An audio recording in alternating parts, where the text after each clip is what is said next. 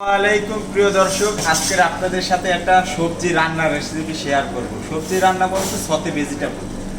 সতে ভেজিটেবল বলতে এখানে দেখেন, এখানে আছে সিজনালি ভেজিটেবল। সিজনালি বলতে আছে এখানে ফুলকপি, যেহেতু ব্রোকলির এখন সিজন না, এই জন্য ব্রোকলি নাই। এখানে আছে 3 কালার ক্যাপসিকাম, হ্যাঁ। এরপর আছে এখানে যে এটার আপনারা কি বলেন, এটা হচ্ছে যে লং বিট।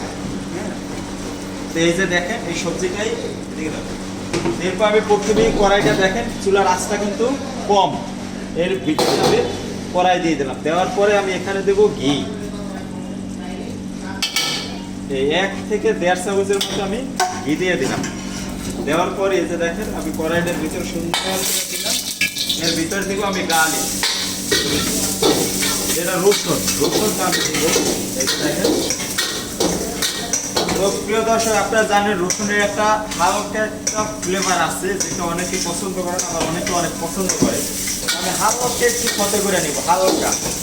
এরপরে আমি এখানে দিয়ে দেবো সতে ভেজিটেবল।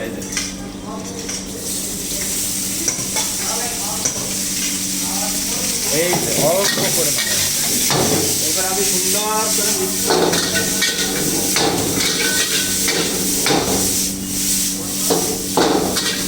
তো প্রিয় দর্শক, এখানে রান্না করার কিছুই নাই, জাস্ট এটা আমি বয়েল করে নিচ্ছি। একটু একটু সহনীয় পর্যায়ে যে বয়েলটা আছে, যেরকমের আমি এটা হাত দিয়ে চাপ দিয়ে দেখবো যে হ্যাঁ সেদ্ধ হচ্ছে।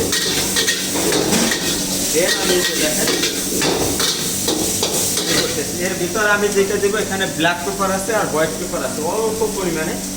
এখানে আমাকে যেটা ব্ল্যাক পেপার একটু স্পাইসির কাজ করবে, খেতেও ভালো লাগবে।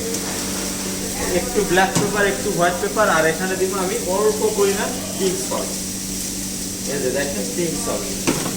এরপর আমি চেষ্টা করবো এটা করে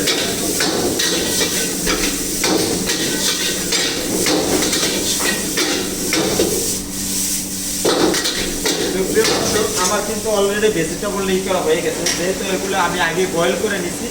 এখন জাস্ট একটু গরম করলাম, আর এখানে আমি এর ভিতরে এখন কিন্তু আমি এই চুলা বন্ধ করে দিই, চুলা বন্ধ। এখন জাস্ট আমি একটু এই যে অলিভ অয়েল দিয়ে দিলাম। অলিভ অয়েল দিয়ে আমি একটু মিক্স করে নামাই দেবো।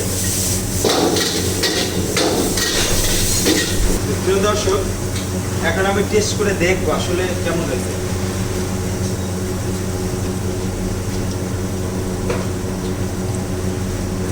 আসলে অ্যাকচুয়ালি আপনি তো হলুদ মরিচ এগুলো দিয়ে রান্না করেন, আপনার পেটে গ্যাস হবে এবং খেতেও ভালো লাগবে না।